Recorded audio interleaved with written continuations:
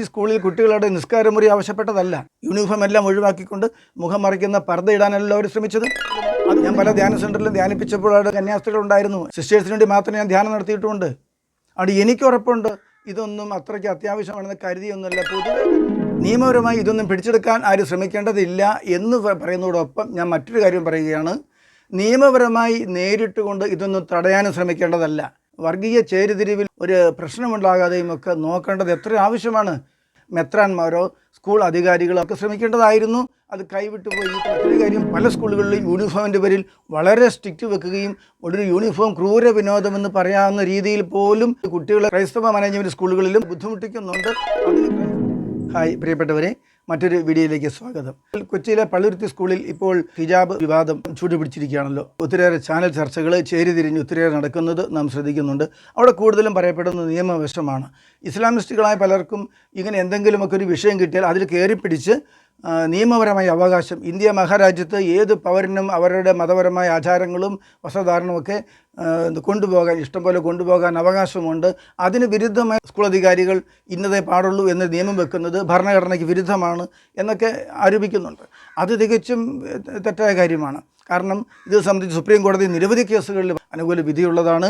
പൊതുവെ ഇന്ത്യ രാജ്യത്ത് അനുവദിക്കപ്പെട്ടിട്ടുള്ളതാണെങ്കിലും ഒരു സ്കൂൾ കോമ്പൗണ്ടിലോ ഒരു തൊഴിൽ സ്ഥാപനങ്ങളിലോ തൊഴിലാളികൾക്കോ വിദ്യാർത്ഥികൾക്കോ യൂണിഫോം സ്ട്രിക്റ്റ് ഉള്ളത് അത് അവരെ എല്ലാം പാലിക്കേണ്ടതാണ്. അതിന് അതാത് സ്ഥാപന അധികാരികൾക്ക് അവകാശമുണ്ട് അത് പറയാൻ എന്ന് അംഗീകരിക്കപ്പെട്ടതാണ്. നിയമവശമാണത്.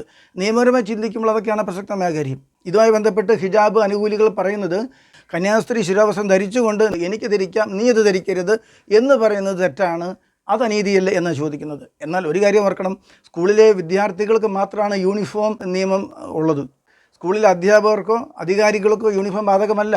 മറ്റൊരു ന്യായം പറയുന്നത് കന്യാസ്ത്രീകൾ പല സ്ഥാപനങ്ങളിലും പഠിക്കുമ്പോൾ, നഴ്സിംഗ് സ്കൂളിൽ പഠിക്കുമ്പോൾ, മെഡിക്കൽ കോളേജുകളിൽ പഠിക്കുമ്പോൾ ആ യൂണിഫോമിനോടൊപ്പം ശിരോവസ്ത്രം കന്യാസ്ത്രീകൾ ധരിക്കുന്നു. ഇനി എന്തുകൊണ്ട് ഇവിടെ അനുവദിച്ചുകൂടാന്നുള്ളത് അത് അവരുടെ എസൻഷ്യൽ റിലീജിയസ് പ്രാക്ടീസിൻ്റെ ഭാഗമാണ്, ERPയുടെ ഭാഗമാണ്. കർണാടകയിൽ ഹിജാബ് സംബന്ധിച്ച് കേസ് വന്നപ്പോൾ പ്രത്യേകമായി ഹൈക്കോടതി മതപണ്ഡിതന്മാരെയും മഹല്ല് ഭാരവാഹികളെയും ഒക്കെ വിളിച്ച് അഭിപ്രായം ചോദിച്ചതാണ്. ഇത് മുസ്ലിം വിഭാഗത്തിന് എസൻഷ്യൽ റിലീജിയസ് പ്രാക്ടീസ് ആണോ എന്ന് ചോദിച്ചതാണ്. 5 കാര്യങ്ങളാണ് മുസ്ലിംസിന് എസൻഷ്യലായിട്ടുള്ളത്, അതിൽ ശിരോവസ്ത്രമൊന്നും പെടുന്നില്ല എന്ന് അറിയിച്ചതാണ്. അതുമായിട്ട് ഇത് താരതമ്യപ്പെടുത്തുന്നത് തീരെ ശരിയല്ല. സിഖുകാർക്ക് ആചാരപരമായി ഒരു ടർബൻ ധരിക്കുന്ന, തലയിൽ ഒരു ടർബൻ ധരിക്കുന്ന ഒരു രീതിയുണ്ട്. ഇന്ത്യയിലെ എല്ലാ സംസ്ഥാനങ്ങളിലും ഹെൽമെറ്റ് നിർബന്ധമാണെങ്കിലും പല സംസ്ഥാനങ്ങളിൽ സിഖുകാർക്ക് ഹെൽമെറ്റ് നിർബന്ധമല്ല. അത് ERP ആണെന്ന് അവർ പറഞ്ഞതാണ്, കോടതി അംഗീകരിച്ചതാണ്. അതുകൊണ്ട് ഹെൽമെറ്റ് പോലും ഒഴിവാക്കി കൊടുത്തിട്ടുണ്ട്. പോലീസിലും പട്ടാളത്തിലും ചേരുന്ന സിഖുകാർക്ക് സാധാരണ ക്യാപ്പ് വെക്കേണ്ട, ക്യാപ്പിൻ്റെ അതേ കളറിലുള്ള ടർബൻ ധരിച്ചാൽ മതി എന്നാണ് നിയമം. പട്ടാളത്തിലും പോലീസിലും നിയമം അതാണ്. അത് ചൂണ്ടിക്കാട്ടിയും ഹിജാബിന് അവകാശമായിട്ടത് പറയാൻ പറ്റില്ല. കാരണം അത് ERP ആണ്. അതുകൊണ്ട് അതുപോലെയൊന്നും നമുക്ക് ഹിജാബിനെ കണ്ടുകൂടാം. ERP ആയിട്ട് 5 കാര്യങ്ങളെന്ന് പറയുമ്പോൾ സുന്നത്ത് പോലും ERP അല്ല എന്നറിയണം. അവരുടെ പുസ്തകത്തിൽ സുന്നത്തിനെക്കുറിച്ച് പറയുന്നുമില്ല എന്നത് യാഥാർത്ഥ്യമാണ്. ആ നിലയിൽ ഹിജാബ് നിയമപരമായി നിലനിൽക്കുന്ന കാര്യമല്ല. നിയമപരമായി ചിന്തിക്കുമ്പോൾ അതൊന്നും നമുക്ക് പ്രസക്തമല്ല. നിയമപരമായി ഇതൊന്നും പിടിച്ചെടുക്കാൻ ആരും ശ്രമിക്കേണ്ടതില്ല എന്ന് പറയുന്നതോടൊപ്പം ഞാൻ മറ്റൊരു കാര്യം പറയുകയാണ്. നിയമപരമായി നേരിട്ട് കൊണ്ട് ഇതൊന്നും തടയാനും ശ്രമിക്കേണ്ടതല്ല. ഒരു വിദ്യാലയത്തിലൊക്കെ സൗഹാർദ്ദപരമായി പോകേണ്ടത്. ഒരു ഗ്രാമത്തിൽ സ്കൂൾ പ്രവർത്തിക്കുമ്പോൾ ആ സ്കൂളിന് പരിസരത്തുള്ള ഗ്രാമത്തിലെ കുട്ടികളല്ലേ വരുന്നത്. ആ ഗ്രാമത്തിൽ സൗഹാർദ്ദത്തിൽ ജീവിക്കുന്നവർക്കിടയിൽ ഒരു പ്രോബ്ലം ഉണ്ടാകാതെ നോക്കേണ്ടത് ആവശ്യമായിരുന്നു. ആരംഭത്തിൽ അതിനെ ഇതൊരു ഇസ്ലാമിക കടന്നുകയറ്റം പോലെ വ്യാഖ്യാനിച്ചതിന് തെറ്റായിപ്പോയി. ഒരുപക്ഷെ അങ്ങനെ ആയിരിക്കില്ല. ആ കുട്ടിക്ക് ഹിജാബ് ധരിക്കുന്ന അത്രമാത്രം വളരെ പ്രാധാന്യമായി കാണുന്നുണ്ടാവും, അവരുടെ മാതാപിതാക്കൾ കാണുന്നുണ്ടാവും. ശരീരം പരമാവധി മറയ്ക്കണം എന്ന ആവശ്യമാണ്. അതുകൊണ്ടാണോ അത് ആവശ്യപ്പെട്ടത്, അതോ ഇസ്ലാമിക കടന്നുകയറ്റത്തിന് ആസൂത്രിതമായ നീക്കമാണോ എന്നൊക്കെ ഒന്ന് വിവേചിച്ച് നോക്കണമായിരുന്നു. യൂണിഫോം എല്ലാം ഒഴിവാക്കിക്കൊണ്ട് മുഖം മറയ്ക്കുന്ന പർദ്ദ ഇടാനല്ല അവർ ശ്രമിച്ചത്. അതുകൊണ്ട് ഞാൻ പറയുന്നത് മാനുഷിക പരിഗണന വെച്ച് ആ കുട്ടിക്ക് അനുവദിക്കുകയായിരുന്നു വേണ്ടത്. അത് ഇത്രയും വഷളാക്കി സമൂഹത്തിൽ ഉയർത്തിക്കൊണ്ട് വരാൻ പാടില്ലായിരുന്നു. എൻ്റെ യൗവനത്തിലൊക്കെ ഞാൻ താമസിച്ച പ്രദേശത്ത് എനിക്ക് മുസ്ലിം സുഹൃത്തുക്കളുണ്ടായിരുന്നു. ആ മുസ്ലിം കൂട്ടുകാരുടെയൊക്കെ വീട്ടിൽ ഞാൻ പോകുമ്പോൾ കണ്ടിട്ടുണ്ട്. അംഗന്മാരൊക്കെ മുറ്റത്തോ പരിസരത്തോ ഉണ്ടെങ്കിൽ ഓടി അകത്ത് കയറും, എന്നിട്ട് തട്ടം വിട്ടുകൊണ്ട് വരും. ശിരോവസ്ത്രത്തിന് അവർ കൽപ്പിക്കുന്ന പ്രാധാന്യം ഒന്നും മനസ്സിലാക്കാതെ ഞങ്ങൾ തമാശ പറഞ്ഞ് കളിയാക്കി തിരിച്ചിട്ടുമുണ്ട്. ഉടുപ്പൂരിപ്പോയാൽ ഇവർക്ക് പ്രശ്നമില്ല, തട്ടം ഊരിപ്പോയാലേ പ്രശ്നമുള്ളൂ എന്ന് കളിയാക്കിയിട്ടുണ്ട്. വീട്ടിൽ താമസിക്കുന്നവരല്ലാതെ പുരുഷന്മാരാരും തട്ടമിടാത്ത അവരുടെ ശിരസ് കാണുന്നത് അവർക്ക് വിഷമമാണെങ്കിൽ, അപ്പോൾ അത്രയ്ക്ക് ആ തട്ടം അവർക്ക് പ്രധാനപ്പെട്ടതാണെങ്കിൽ അത് അനുവദിച്ചാൽ അതുകൊണ്ട് എന്ത് സംഭവിക്കുന്നു? സ്കൂളിൽ ശിരോവസ്ത്രമില്ലാതെ മുടി പ്രദർശിപ്പിക്കുന്നത് അവർക്കത് അവഹേളനമായിട്ടാണ് തോന്നുന്നതെങ്കിൽ, വിദ്യാഭ്യാസം വേണമെങ്കിൽ ഈ അവഹേളനം സഹിച്ചേ പറ്റൂ എന്ന് പറയാൻ പറ്റുമോ? പറ്റില്ല. അതുകൊണ്ട് തീവ്ര ഇസ്ലാമിസ്റ്റുകൾ ഈ ഹിജാബും ബുർഖയും പർദ്ദയും എല്ലാം അടിച്ചേൽപ്പിച്ച് സ്ത്രീകളെ ഒതുക്കി വെച്ചിരിക്കുന്നു എന്ന് മാത്രമല്ല മനസ്സിലാക്കേണ്ടത്. ശരീരം മുഴുവൻ മറിച്ച് മാത്രം പ്രത്യക്ഷപ്പെടാൻ ആഗ്രഹിക്കുന്ന, അത് ഹൃദയത്തിൽ കൊണ്ടു നടക്കുന്ന ഒത്തിരി മുസ്ലിം സ്ത്രീകളുണ്ട്. അവരുടെ വികാരം മനസ്സിലാക്കണം. അങ്ങനെയുള്ള കുട്ടികളെ പ്രോത്സാഹിപ്പിക്കുകയാണ് വേണ്ടത്. ഇസ്ലാം സംഘടനയോ പാരൻസോ ആരെങ്കിലും ആ കുട്ടിയെ ഭീഷണിപ്പെടുത്തിയാണോ ചെയ്യിപ്പിക്കുന്നത് എന്നൊക്കെ മാതാപിതാക്കൾക്ക് ചേർന്ന രീതിയിൽ വാത്സല്യത്തോടെ ആ കുട്ടിയോട് ചോദിക്കാമായിരുന്നല്ലോ. അതിനൊന്നും അവസരമില്ലാതെ ഇത് ഹൈക്കോടതിയിലും പോലീസ് സ്റ്റേഷനിലും ഒക്കെ പോയിട്ട് ഇങ്ങനെ ഒരു പ്രശ്നമാക്കുകയാണോ വേണ്ടത്? കന്യാസ്ത്രീകൾ ശിരവസ്ത്രം ധരിക്കുന്നത് തന്നെയും ശിരവസ്ത്രമില്ലാതെ ശിരസ് മറ്റുള്ളവർ കാണുന്നത് തങ്ങൾക്ക് അവഹേളനമാണെന്ന് കരുതിക്കൊണ്ടല്ല എന്നെനിക്ക് ഉറപ്പുണ്ട്. അതൊക്കെ കുറേ കാലങ്ങൾക്ക് മുമ്പ് വിശ്വാസ തീക്ഷ്ണതയുള്ള കാലങ്ങളിലായിരുന്നു പൗലോസ്ലീഹ പറഞ്ഞതനുസരിച്ച് ശിരവസ്ത്രം ധരിക്കാതെ പ്രാർത്ഥിക്കുന്നില്ല, ശിരവസ്ത്രം ധരിക്കാതെ സ്ത്രീകൾ പുറത്തിറങ്ങില്ല എന്നുള്ളതൊക്കെ. പിന്നീട് ഇതൊക്കെ യൂണിഫോം പോലെ മാത്രമായി. നേഴ്സുമാരുടെ യൂണിഫോം, പട്ടാളക്കാരുടെ യൂണിഫോം, പോലീസ് യൂണിഫോം എന്നൊക്കെ പറഞ്ഞ പോലെ തങ്ങളുടെ കോൺഗ്രിഗേഷൻ്റെ യൂണിഫോം ധരിക്കുക എന്ന നിയമത്തിൻ്റെ ഭാഗമായി മാത്രം ധരിക്കുന്നേ ഉള്ളൂ. അതല്ലാതെ അതിനോടൊന്നും ആത്മാർത്ഥത ഇവർക്കില്ല എന്നുള്ളത് സുവിശേഷ പ്രഘോഷണമായിട്ട് ബന്ധപ്പെട്ട് പ്രവർത്തിക്കുന്ന എനിക്ക് കന്യാസ്ത്രീകൾക്ക് വേണ്ടി ധ്യാനിപ്പിച്ചിട്ടുണ്ട്. ഞാൻ പല ധ്യാന സെൻ്ററിലും ധ്യാനിപ്പിച്ചപ്പോൾ അവിടെ കന്യാസ്ത്രീകളുണ്ടായിരുന്നു. സിസ്റ്റേഴ്സിന് വേണ്ടി മാത്രം ഞാൻ ധ്യാനം നടത്തിയിട്ടുമുണ്ട്. അവിടെ എനിക്ക് ഉറപ്പുണ്ട് ഇതൊന്നും അത്രയ്ക്ക് അത്യാവശ്യമാണെന്ന് കരുതിയൊന്നുമല്ല. പൊതുവേ കന്യാസ്ത്രീകൾ അത് ആത്മാർത്ഥതയോടെ ധരിക്കുന്ന ഒറ്റപ്പെട്ടവരൊക്കെ ഉണ്ടാകാം, എങ്കിലും പൊതുവേ അവർ താല്പര്യമില്ല. പല കോൺഗ്രിഗേഷനിലും ശിരോവസ്ത്രം ഒഴിവാക്കിക്കൊണ്ട് എന്തിന് അവരുടെ ആ ഒറ്റവിടുപ്പുണ്ടല്ലോ അതുപോലെ ഒഴിവാക്കി സാരി ആക്കിക്കൊണ്ടിരിക്കുകയാണ്. ശിരോവസ്ത്രം വേണ്ട, ഒറ്റയെടുപ്പും വേണ്ട, സാരി ആക്കിക്കൊണ്ടിരിക്കുകയാണ്. നാട്ടിലെ ഏത് സ്ത്രീകളെയും പോലെ എന്ന നിലയിലേക്കൊക്കെ ഇനി വരാൻ സാധ്യതയുമൊക്കെയുണ്ട്. അത് ആത്മാർത്ഥതയോടെ ധരിക്കുന്ന ഒറ്റപ്പെട്ടവരൊക്കെ ഉണ്ടാകാം, എങ്കിലും പൊതുവെ അവർ താല്പര്യമില്ല. വിശുദ്ധ ഇഗ്നേഷ്യസ് ലയോള പല രാജ്യങ്ങളിലും സുവിശേഷ പ്രഘോഷണം ആരംഭിക്കണമെങ്കിൽ ആദ്യം എല്ലാ പള്ളികളിലും ശിരോവസ്ത്രം എല്ലാവരും ധരിക്കാൻ നിർബന്ധമാക്കാൻ തക്ക രീതിയിൽ വിശ്വാസപരമായി പ്രഘോഷണം നടത്തി ശിരോവസ്ത്രധാരണത്തിലേക്ക് വന്നിട്ടുള്ള സ്ത്രീകളുള്ള ആ സമൂഹത്തിൽ, ആ ഇടവകയിൽ മാത്രമേ അദ്ദേഹം സുവിശേഷം പ്രസംഗിച്ചിട്ടുള്ളൂ എന്ന് മനസ്സിലാക്കണം. ഞാൻ ഇവിടെ ആ വിഷയം വിശദീകരിക്കുന്നില്ല. ആ വിഷയത്തെ കേന്ദ്രീകരിച്ച് ഞാനൊരു വീഡിയോ ചെയ്തിട്ടുണ്ട്, അത് നിങ്ങൾ ഒന്ന് കാണാൻ ശ്രമിക്കണം. അപ്പോൾ ഞാൻ പറഞ്ഞു വന്നത്, സ്ത്രീകൾ ശിരോവസ്ത്രം ധരിക്കുക എന്നത് ക്രിസ്തീയ മൂല്യത്തിൽപ്പെട്ട കാര്യമാണ്.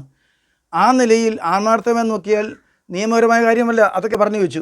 ധാർമ്മികമായ വശം ചിന്തിച്ചാൽ ശിരോവസ്ത്രം ധരിച്ചൊരു കന്യാസ്ത്രീ എന്തിന് ആ കുട്ടികളോട് ശിരോവസ്ത്രം അരുത് എന്ന് പറയണം? കന്യാസ്ത്രീക്ക് പൊളിറ്റിക്കൽ ഇഷ്യൂസ് ഒന്നുമില്ലല്ലോ. സ്കൂൾ യൂണിഫോം എന്നതിൻ്റെ പേരിലുള്ള സ്ട്രിക്റ്റ് പലപ്പോഴും കുറയ്ക്കേണ്ടതുണ്ട്. പലപ്പോഴും സ്കൂൾ യൂണിഫോം ഒരു ക്രൂര വിനോദമാകുന്നുണ്ട്. അത് നിസ്സാരമായി തള്ളിക്കളയാൻ പറ്റില്ല. കുട്ടികളെ എപ്പോഴും വരുതിയിൽ നിർത്താൻ, ഭയപ്പെടുത്തി ഭരിക്കാൻ ഉള്ള ശ്രമത്തിൻ്റെ ഭാഗമായി പലരും ഈ യൂണിഫോം വിഷയം മിസ്യൂസ് ചെയ്യുന്നുണ്ട്. മനുഷ്യത്വമുള്ള നല്ല ടീച്ചേഴ്സൊക്കെ അത് കൈകാര്യം ചെയ്യുന്നത് കുഴപ്പമുണ്ടെന്ന് പറയുന്നില്ല. പലരും ക്രൂര വിനോദമാക്കി മാറ്റുന്നുണ്ട്. ഒരു കുട്ടി സ്കൂൾ ടൈമിൽ ചന്തയിലോ ഓട്ടോ സ്റ്റാൻഡിലോ ബസ് സ്റ്റാൻഡിലോ എവിടെയെങ്കിലും പാർക്കിലോ കറങ്ങി നടക്കുന്ന കണ്ടാൽ ആർക്ക് വേണമെങ്കിലും പെട്ടെന്ന് ആ സ്കൂളിലേക്ക് വിളിച്ചറിയിക്കാൻ നിങ്ങളുടെ ഒരു കുട്ടി ഇന്നടുത്തിരിപ്പുണ്ട് എന്ന് പറയാൻ പറ്റും. ഇപ്പോൾ അത് അറിയിക്കാൻ പറ്റാത്ത അവസ്ഥയാണ്. ആർക്കും വിളിച്ച് പറയാൻ പറ്റില്ല ഏത് സ്കൂളാണെന്ന് അറിയില്ല. കാരണം എന്താ? ഒരു സ്കൂളിൽ തന്നെ 6 ദിവസവും 6 യൂണിഫോമാണ്. 6 ദിവസവും 6 യൂണിഫോം ഉണ്ടെങ്കിൽ പരിസരത്ത് 4 സ്കൂളുണ്ടെങ്കിൽ 6 4 24 യൂണിഫോം അല്ലേ? 24 രീതിയിലുള്ള ഡിസൈനുകൾ യൂണിഫോം നാട്ടിൽ ആരോർത്തിരിക്കാനാണ് ഏത് സ്കൂളിൻ്റെ ആണെന്ന്?